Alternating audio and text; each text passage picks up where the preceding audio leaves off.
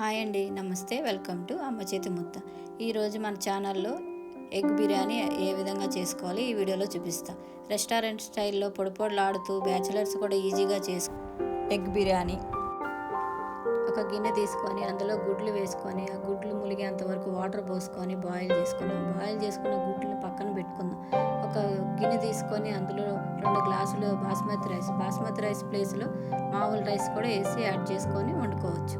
అలాగే 5 పచ్చిమిర్చి సన్నగా ఘాటు పెట్టుకొని పక్కన పెట్టుకోండి. 3 ఆనియన్స్ కూడా సన్నగా మన వీడియోలో చూపించినట్టుగా సన్నగా పొడుగ్గా కోసుకొని పక్కన పెట్టుకోండి. పక్కన పెట్టుకున్న ఆలుగడ్డ పొట్టు తీసుకోండి. పొట్టు తీసుకున్న తర్వాత ఒక గిన్నె తీసుకొని అందులో కొన్ని వాటర్ పోసి అలా పెట్టడం వల్ల ఏమవుతుందంటే మన ఆలుగడ్డ అన్నది కలర్ షేడ్ కాకుండా అదే కలర్లో ఉంటుంది.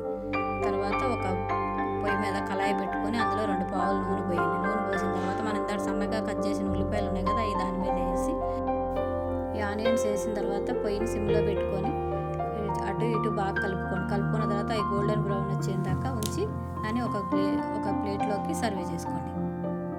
తీసుకున్న తర్వాత అందులోనే మన ఈ వీడియోలో చూపిస్తున్న విధంగా గుడ్లు ఘాట్లు పెట్టుకొని వేసుకోవడం వల్ల ఏమవుతుందంటే ఉప్పు కారం అన్నది లోపలికి బాగా వెళ్తుంది. వెళ్ళిన తర్వాత కొంచెం అవి అటు ఇటు వేపిన తర్వాత కొంచెం ఉప్పు, 1/2 టీ స్పూన్ పసుపు వేసి అటు ఇటు బాగా కలిపిన తర్వాత 1/2 టీ స్పూన్ కారం కూడా వేసి కలపాలి బాగా. పొయ్యి వెలిగించుకొని దాని మీద ఒక గిన్నె పెట్టుకోండి. గిన్నె పెట్టుకున్న తర్వాత 2 స్పూన్ల నెయ్యి, 2 పావుల నూనె పోసుకొని వేడెక్కనండి. వేడెక్కిన తర్వాత ఒక అనాస పువ్వు, ఒక జాజికాయ, 2 యాలక్కాయలు, 4 లవంగాలు, ఒక దాల్చిన చెక్క, మరాఠీ మొగ్గ ఇవన్నీ అందులో వేయండి. వేసిన తర్వాత అందులో బిర్యానీ ఆకు కూడా వేసుకోండి. వేసుకున్న తర్వాత బాగా అవి అటు ఇటు కలుపుకుంటూ వేపుకోండి. అందులో జీడిపప్పులు వేసుకోండి. జీడిపప్పులు వేయడం వల్ల ఏమవుతుందంటే బిర్యానీ అన్నది ఫ్లేవర్గా టేస్ట్ బాగా ఉంటుంది. తర్వాత ఆనియన్స్ మనం ఇందాక సన్నగా కట్ చేసిన ఆనియన్స్ కూడా వేసి కలపండి. కలిపిన తర్వాత అందులో 4 పచ్చిమిర్చి ఇందాక కోసి పక్కన పెట్టినాం కదా, అది కూడా వేసేయండి. తర్వాత పుదీనా కూడా వేసేయండి. కొంచెం కరివేపాకు, కొత్తిమీర అన్నీ వేసి కలుపుకోండి. కలుపుకున్న తర్వాత బాగా కొంచెం కలర్ వచ్చిన తర్వాత 1 టేబుల్ స్పూన్ అల్లం వెల్లిపాయ పేస్ట్ వేసి దాంట్లో ఏంటంటే మనం కోసిపెట్టిన ఆలుగడ్డలు కూడా వేసేసి బాగా అటు ఇటు పచ్చివాసన పోయేంత వరకు కలుపుకోవాలి. కలుపుకున్న తర్వాత సిమ్లో పెట్టి వేపుకోవాలి. 1 టేబుల్ స్పూన్ అంత ఉప్పు వేసి మగ్గనియండి. మగ్గనియడం వల్ల ఏమవుతుందంటే ఆలుగడ్డలు తొందరగా మెత్తపడతాయి ఉప్పు వేయడం వల్ల. సిమ్లో పెట్టి మూత పెట్టండి. మూత పెట్టిన తర్వాత 5 నిమిషాలు మగ్గిన తర్వాత మూత తీసి దాంట్లో 2 మీడియం సైజు టమాటీ ముక్కలు కట్ చేసి అందులో వేసుకోవాలి. వేసుకున్న తర్వాత బాగా అటు ఇటు కలపండి.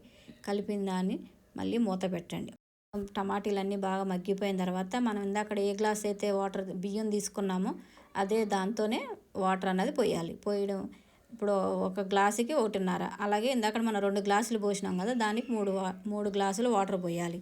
వాటర్ పోసిన తర్వాత దానికి తగినంత ఉప్పు వేయాలి. ఉప్పు వేసిన తర్వాత మన బాస్మతి రైస్ ఇందా నానబెట్టి పక్కన పెట్టుకున్న బియ్యం కూడా అందులో వేసేసి మొత్తం అటు ఇటు కలుపుకోవాలి.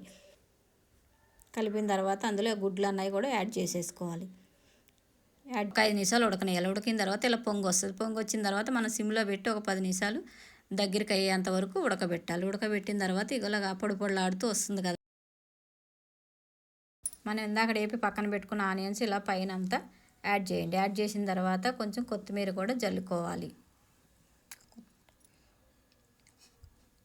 కొత్తిమీర ఇలా పైన అంతా యాడ్ చేసుకోవాలి. యాడ్ చేసుకున్న తర్వాత మీకు ఫుడ్ కలర్ కావాలనుకుంటే యాడ్ చేయండి, లేదంటే స్కిప్ చేయండి.